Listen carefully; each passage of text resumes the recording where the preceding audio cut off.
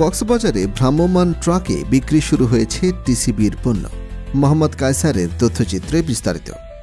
পবিত্র মাহে রমজান উপলক্ষে সারা দেশের মতো কক্সবাজার উপজেলা সদর ও পৌরসভা এলাকায় আইডি কার্ড ও মাঝে ভ্রাম্যমাণ ট্রাকে টিসিবির পণ্য বিতরণ শুরু হয়েছে।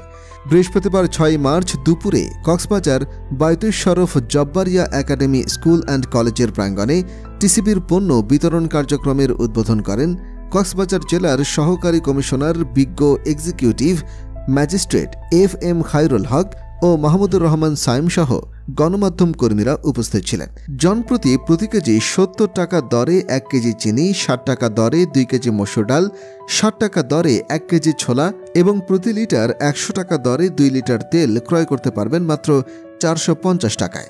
ভ্রাম্যমাণ ট্রাকে প্রতিদিন ৪০০ পরিবার এই পণ্য কেনার সুযোগ পাবেন। মিসেস মদিনা ট্রেডার্স ডিলারের মালিক মোহাম্মদ ইউনুস জানান, কক্সবাজার সদর পৌরসভা ও সদর উপজেলায় কয়েকটি পয়েন্টে ভাগ করে কয়েকদিন পরপর পয়েন্টে ১ ট্রাক করে পণ্য বিতরণ করা হবে।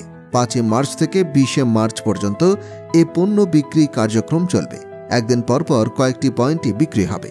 নিউজ ডেস্ক, রামু উপজেলা দর্পণ।